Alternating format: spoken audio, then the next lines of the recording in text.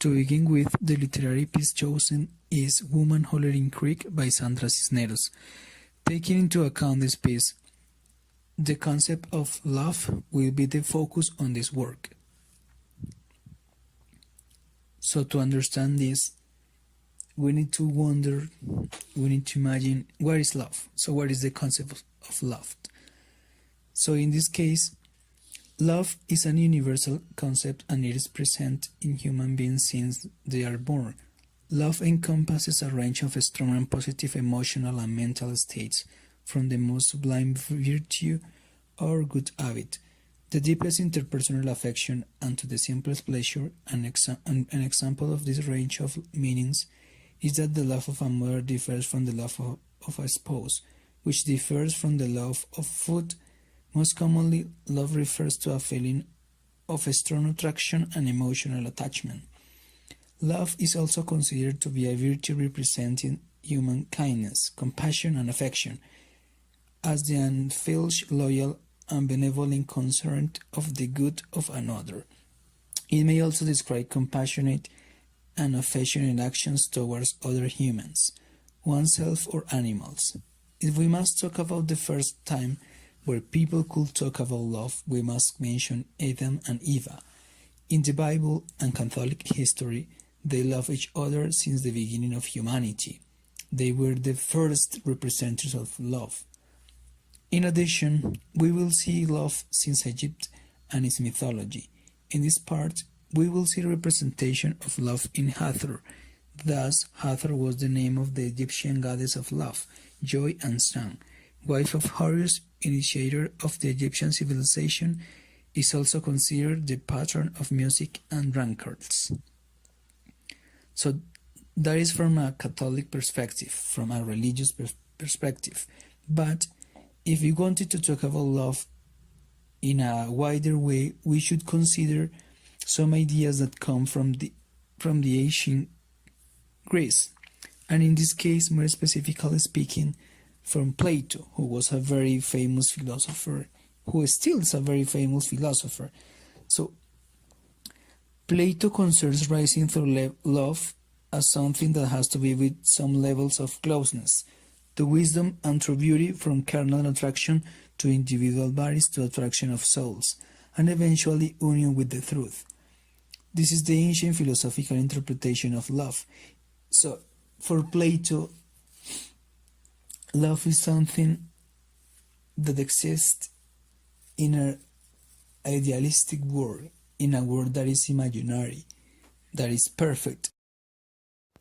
If we are talking about love, it is important to know what is the process of falling in love. According to Dr. Helen Fisher, a renowned anthropologist, there are three distinct phases of falling in love. The first phase is the lust. The lust is driven by the levels of testosterone of men and estrogen of women in our bodies. This is also different from other mammals on the planet. The second phase is the attraction. The attraction is similar in the feeling of the effect of certain drugs or alcohol in our bodies. The emotion of euphoria and the release of a jumble of chemicals in the brain, including dopamine, adrenaline, and norepinephrine, can make falling in love feel like an addictive rush. Adrenaline, in particular, is the reason your cheeks feel flushed, your palms feel sweet, and your heart races when you meet someone you like for the first time. In the early stages of a relationship, even seeing a picture of your partner is enough to release dopamine. In the final phase, the attachment sees the release of dopamine and norepinephrine replaced with oxytocin, the cuddle hormone, which is when you begin to feel closely bonded and start making long-term plans together. According to Elizabeth Phillips, there are 10 things you need to fall in love. Similarity. We find it easy to imagine that someone who is similar to us will like us back. Reciprocal linking. Most of the time, we want someone who likes us back because we enjoy the feeling of being wanted. Desirable characteristics. We all have unique aspects of personality or physical attractiveness that we find important. Need fulfillment. Whether it's intimacy or social status, The people we fall in love with generally meets a need in our lives, an air of mystery. We are intrigued by people who are mysterious to us. Alone time. Spending time alone with someone makes it easy to get close to them. Relationship readiness. Someone has to be psychologically at a point where they will choose to enter a relationship. X factor. Someone has to have that special something that turns us on, such as shapely legs or weak sense of humor. Arousal situation. Being in an exciting, adrenaline-busting situations with a partner is bonding experience that can foster falling in love. And finally, social acceptability. Cultural norms limit the category of people we think is acceptable for us to fall in love with. Now that we already know about the three different phases of falling in love, let's identify what are the types of love that can be established between people. For that, we will make use of the triangular theory of love by the American psychologist Robert Jeffrey Steinberg. In this theory, he points out different kinds of love. Let's see.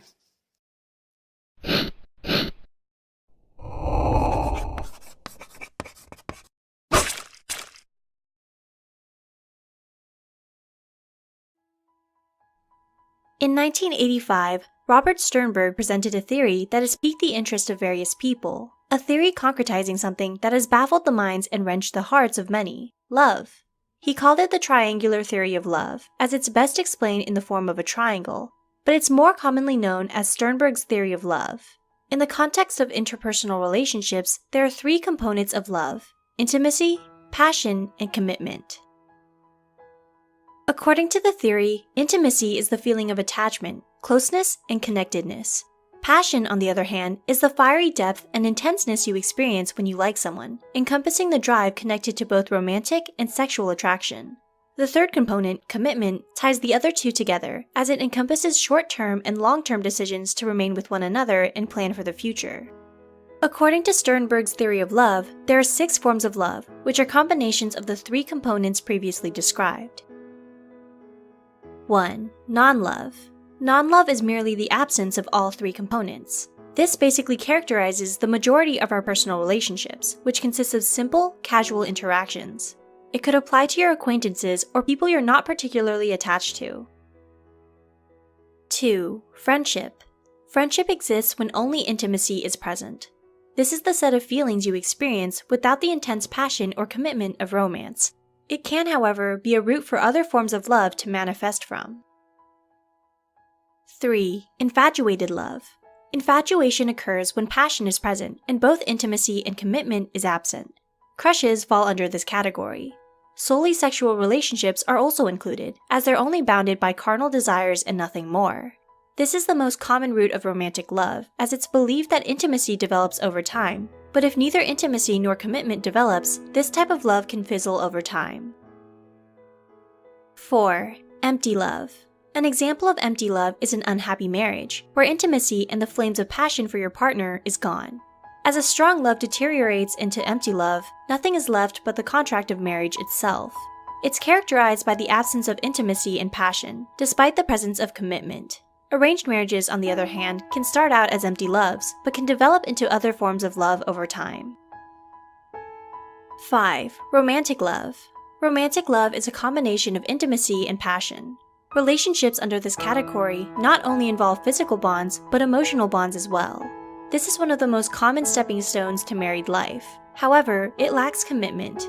This type of relationship is easier to dissolve, with no legal issues, if you or your partner have had enough of it. 6. Companionate love. Companionate love is characterized by a combination of intimacy and commitment and the absence of passion. It's stronger than friendship love because of the addition of commitment. It's observed in long-term marriages, where you don't necessarily need passion in order to stay in love with your partner, because affection still remains. Companionate love can also be found among family members and close friends who have strong platonic friendships. 7. Fatuous love. A good example of a fatuous love is when Kim Kardashian married Kris Humphries, only to divorce him 72 days later. It's a whirlwind of romance we usually see on television. Fatuous love is the combination of commitment and passion without intimacy. 8. Consummate love. Consummate love sits at the very center of the triangle, as it's said to be the perfect, ideal type of love. All three components are present in this type of love, and it's the goal for people in relationships. According to Sternberg, couples experiencing consummate love will continue to be sexually intimate years into the relationship, and they can't imagine themselves being happier with other partners. They work through their difficulties and find delight in their relationships. However, Sternberg cautions that maintaining this relationship is harder than achieving it, and is not a permanent form of love. Robert Jeffrey Sternberg is an American psychologist known for his theories on love, intelligence, and creativity. He was born in New Jersey on December 9, 1949. His interest in psychology began after suffering from test anxiety and doing poorly on an exam. He realized that the test was not an accurate measure of his actual knowledge and abilities. When he retook the same test in a different room with different people, he found that he felt more confident and was scored much higher as a result. The next year, Sternberg developed his very first theory intelligence test, which he named the Sternberg test of mental ability. Sternberg is also known for his research on love. His triangular theory of love identifies commitment, passion, and intimacy in the three main components of love. When these three elements are combined in various ways, they result in different types of love, as we already said. Now, related with the short story, can we identify the love established between Cleophila and his father? It is a compassionate love or an empty love? Let's think about this for a second. And what about between Cleophila and her husband? It is a romantic love, a consummate love, or maybe can we ask if there is love between them according to the previous definition of love? Now we will see some aspects that create a relation between the author's life and the literary piece. First, Sandra Cisneros was born on December 20, 1954, in Chicago. She is an American writer and she is highly recognized due to her first novel, The House on Mango Street, that was published in 1984, and her subsequent short story collection, Hollering Creek and Other Stories, published in 1991. In addition, she has a strong influence from Mexican culture due to her cultural heritage from her family and childhood. Also, it is important to mention that she lived her childhood between Chicago in the USA and Mexico City. On the other hand, we will talk about her family. Her father was Alfredo Cisneros de Moral and Elvira Cordero Anguiano was her mother. Her mother was a Mexican American, and her family was composed by her mother, her father, and 7 brothers. She was the third one among them. Thus, inside her short story Hollering Creek, we can notice her Mexican influence and some aspects of her life. For instance, she mentions elements as telenovelas, lots of Latin names for characters, and Spanish words inside the text we read. Also, the Cleófilas and Juan Pedro's story is placed and developed in Mexico and the United States. Now we will present some quotes where we can notice this.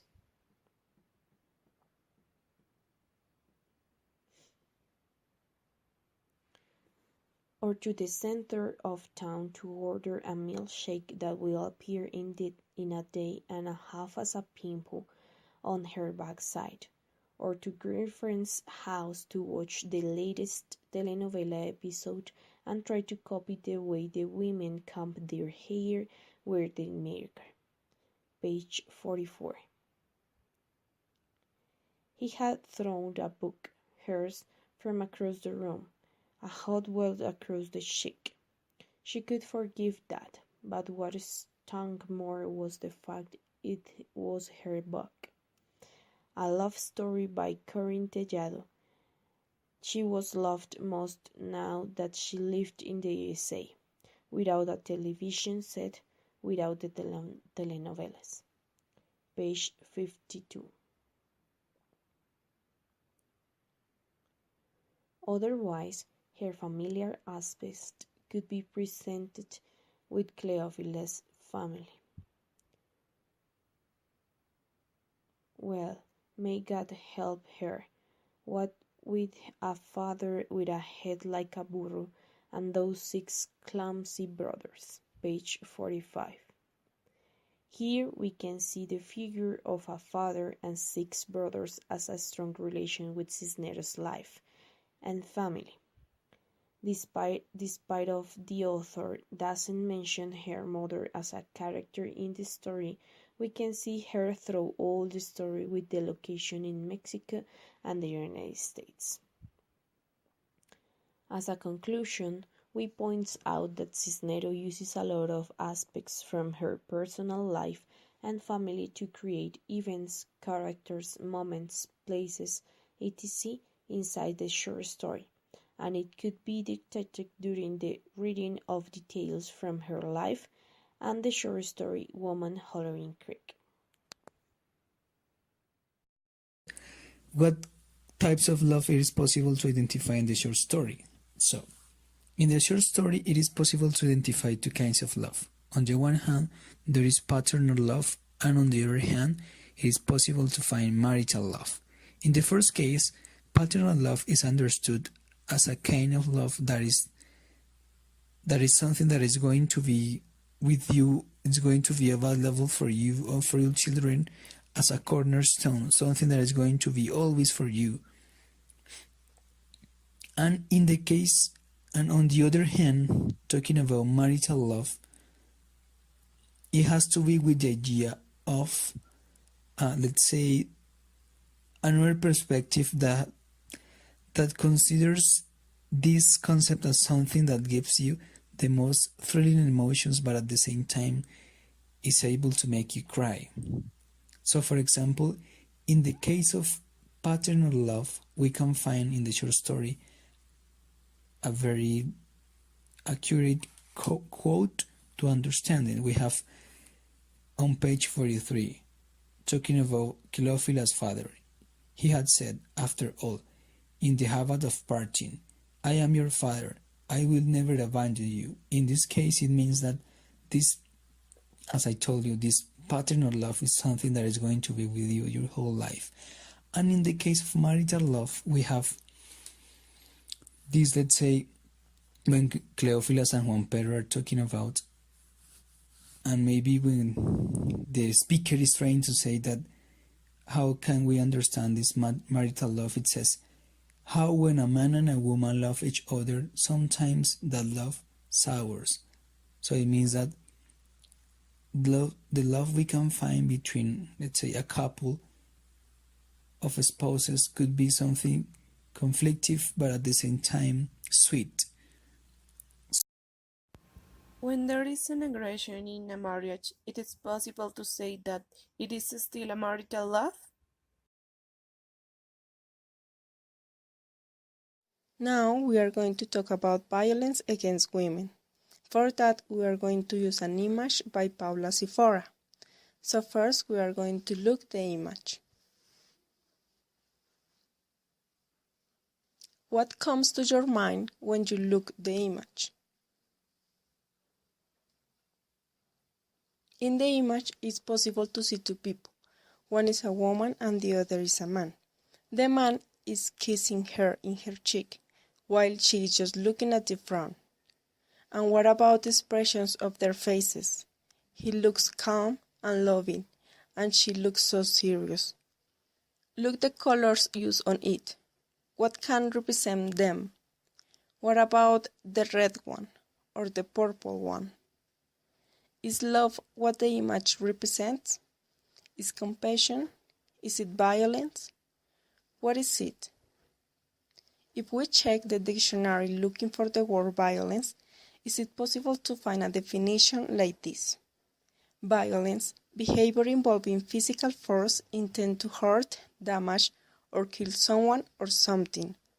A strength of emotion or an unpleasant or destructive natural force.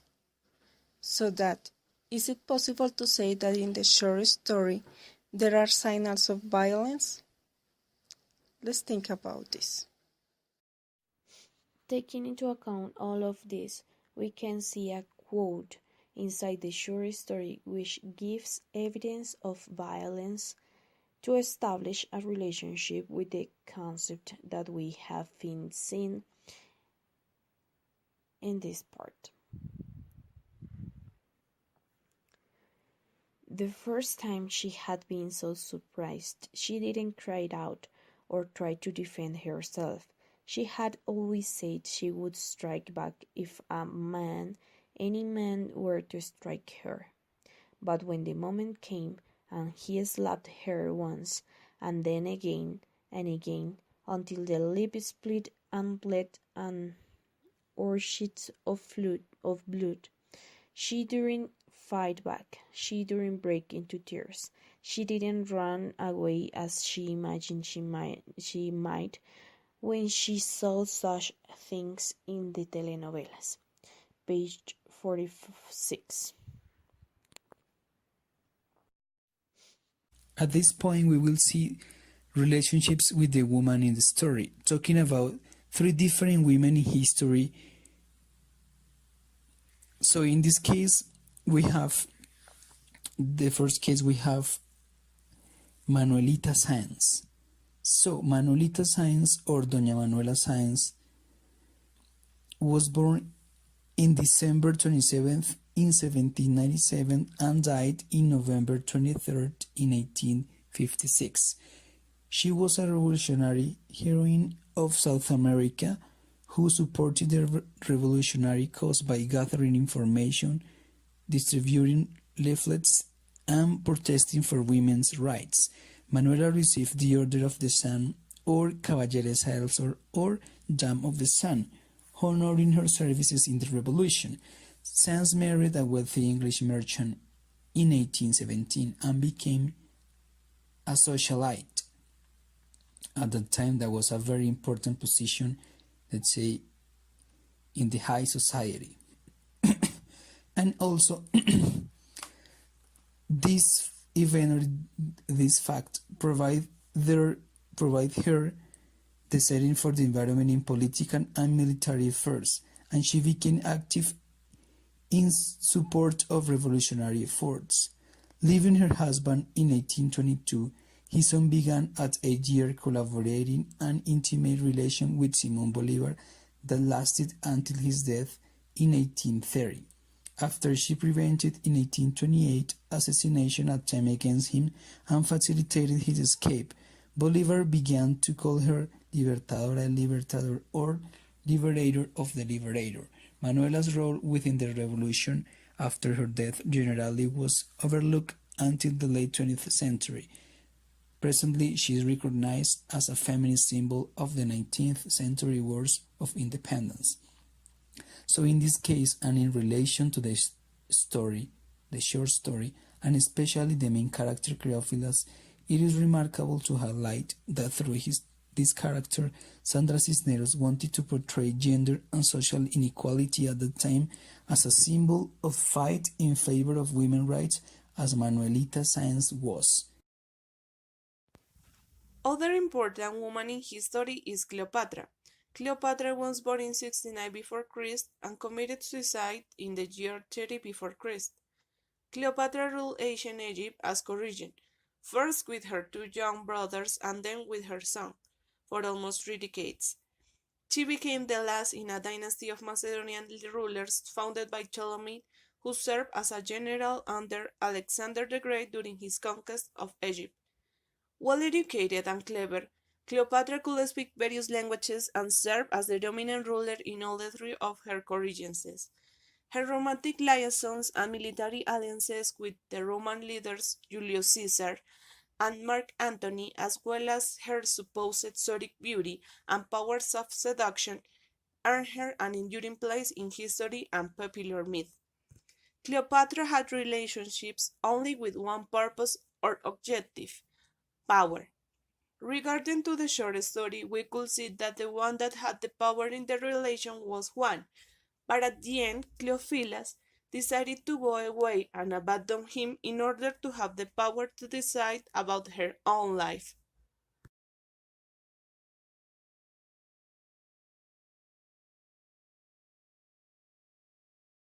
Beauty is a curse, Psyche thought, as she looked over the cliff's edge where she'd been abandoned by her father. She'd been born with a physical perfection so complete that she was worshipped as a new incarnation of Venus, the goddess of love. But real-life human lovers were too intimidated even to approach her.